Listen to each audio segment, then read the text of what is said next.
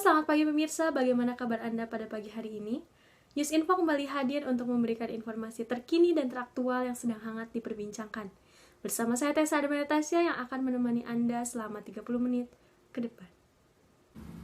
Pemirsa, beberapa waktu belakangan ini sering terjadi bencana alam. Salah satunya adalah banjir.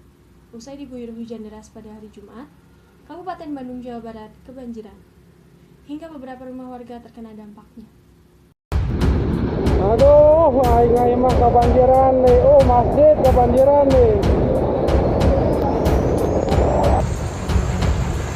Telah terjadi banjir bandang di wilayah Kabupaten Bandung pada tanggal 24 Desember 2021. Banjir dipicu karena hujan yang turun sangat deras dan meluapnya Sungai Cigalumpir, anak Sungai Ciasana dan Sungai Cibesi. Wilayah yang terdampak banjir antara lain Desa Cilenyi Wetan, Kecamatan Cilenyi, serta Desa Ranca Eke Kulon dan Ranca Eke Wetan dengan total 2 kecamatan yang terendam banjir. Sekitar 878 kepala keluarga yang terdampak dan harus merelakan tempat tinggalnya yang terendam banjir. 60 rumah warga terdampak dan 1 diantaranya rusak berat, serta 1 unit jembatan penyeberangan jalan rusak. Belum ada laporan warga yang mengungsi akibat banjir tersebut. Diduga, salah satu penyebab banjir selain hujan yang begitu deras, juga kebiasaan masyarakat sekitar yang membuang sampah sembarangan di sungai. Selanjutnya terdapat informasi mengenai politik di Indonesia, yakni dukungan masyarakat Banten terhadap Anies Baswedan.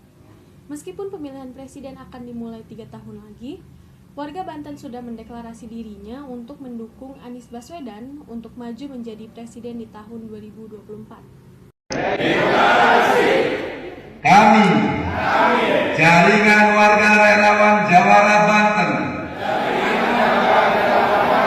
pemilihan presiden yang akan berlangsung tahun 2024 nanti membuat masyarakat berlomba untuk mencari kandidat terbaik.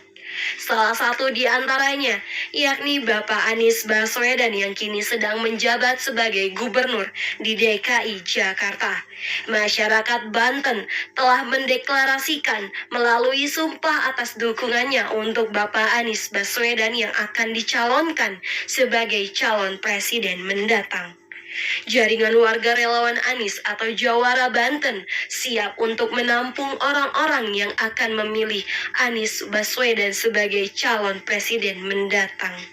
Semua di kabupaten kota sudah ada. Banten itu? Iya, Banten. Dari Lebak, dari Serang, dari Cilegon semua sudah mewakili. Tangerang juga sudah mewakili.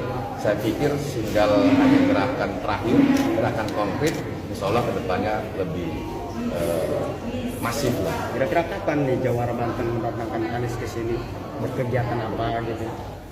Ya, bisa karena memang ini kita menggaungkan awal, ya harapan kita dalam waktu dekat ini insya Allah kita ingin membuka FGD sekaligus membuka wawasan bahwasannya Anies ini sosoknya. Kasus selebriti Indonesia yang dinilai telah melecehkan bacaan sholat, yaitu artis Nikita Mirzani, kembali menjadi sorotan netizen Indonesia. Usai diduga melecehkan bacaan sholat, ia membaca bacaan sholat dengan suara yang keras sambil tertawa. Perilaku tersebut membuat geram hingga menuai berbagai komentar dari warganet. Sebagai besar menyebutkan aksi tersebut sangatlah tidak pantas dan cenderung melecehkan agama Islam. Burik cara sholat aja nggak tahu Burik. Masa Allahu Akbar baru niat usolli fardo maghribi salasa rakaatin mustaqbilal kiblati ada lillahi ta'ala takbir. Dalam video ini, Nikita Mirzani membaca niat sholat maghrib dengan suara keras dan tertawa pada bagian akhirnya. Unggahan video tersebut kemudian menuai beragam komentar warganet. Sebagian menilai aksi mantan istri dipolatif itu sebagai hal yang tak pantas dan cenderung melecehkan agama Islam. Perkumpulan orang Bima dan Dompu Nusa Tenggara Barat yang tergabung dalam organisasi Laskar Kuda Hitam dan Firdaus selaku kuasa hukum Laskar Kuda Hitam akan melaporkan artis Nikita Mirzani jika terbukti melakukan penistaan agama. Hal tersebut berkaitan dengan video Nikita yang diduga telah melecehkan bacaan sholat. That's it. Allahu Akbar. Takbir. Masa doa sama Allah sambil sholat, ya Allah, saya dizalimi ya Allah sama diri saya yang sendiri yang tukang fitnah orang, ya Allah. Aduh. Makanya kalau untuk urusan agama tuh nggak usah disebar-sebar luaskan lah, urusan sama Tuhan aja. Netizen mah nggak perlu tahu. Daripada sosokan mau ngasih tahu tapi salah. Baik, kita beralih ke informasi selanjutnya, yaitu mengenai kasus selebgram ternama di Indonesia yang menghebohkan dunia maya. Rachel V-nya yang menyuap petugas COVID-19 sebesar 40 juta rupiah, Mahfud MD menyatakan harus usut tuntas. Siapa saja ASN yang terlibat dalam kasus ini? Yang terlibat harus diproses secara hukum. Dalam kasus ini, selebgram Rachel V-nya dijatuhi hukuman selama 4 bulan dalam masa percobaan 8 bulan.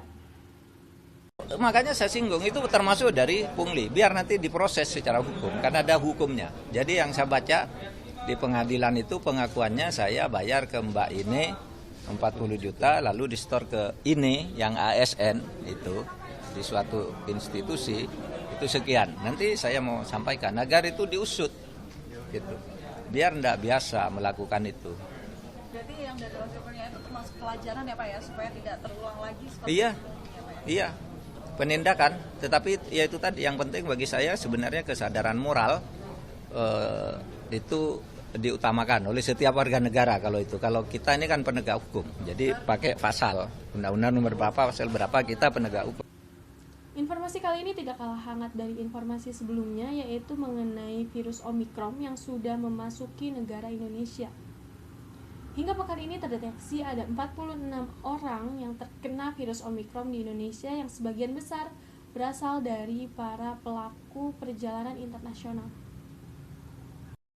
Dengan adanya tambahan kasus ini, total kasus terkonfirmasi Mikron di Indonesia sudah mencapai 46 kasus sejak pertama kali dilaporkan pada 16 Desember lalu. Kasus Omikron tersebut terdeteksi di saat para pelaku perjalanan internasional tiba di Indonesia dan menjalani karantina 10 hari. Sementara beberapa kasus terdeteksi setelah mereka menjalani lebih dari 3 dalam masa karantina. Baik pemirsa, kita telah sampai di penghujung acara. Informasi terakhir ini yang sedang hangat diperbincangkan oleh seluruh rakyat Indonesia.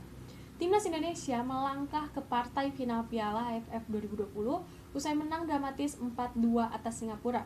Kemenangan Timnas Garuda ini diwarnai 3 kartu merah pemain Singapura termasuk kiper Hasan Sani.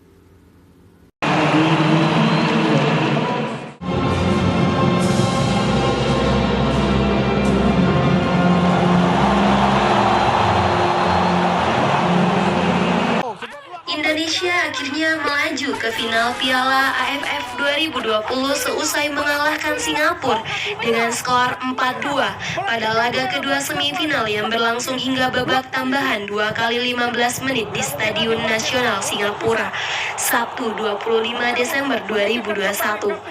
Kesuksesan tim Garuda adalah buah kesabaran meladeni perlawanan sengit tim Negeri Singa yang tak mau menyerah walaupun mendapatkan 3 kartu merah. Kemenangan timnas Garuda ini diwarnai 3 kartu merah pemain Singapura, termasuk kiper Hasan Suni. Kita patut bangga dengan skuad timnas yang telah mengharumkan nama Indonesia ini. Sebuah peluang yang akan bisa menjadi gol dan mutlak kartu merah. Sangat bebas dan sangat besar. Dan Irfan Fadi dengan sangat sengaja. Sekian laporan berita yang dapat saya sampaikan. Kita bertemu lagi di minggu depan. Jangan lupa selalu mematuhi aturan protokol kesehatan dengan mencuci tangan, memakai masker, dan menjaga jarak agar terhindar dari COVID-19. Bersama saya Tessa Natasha, pamit undur diri. Sampai bertemu di News Info minggu depan.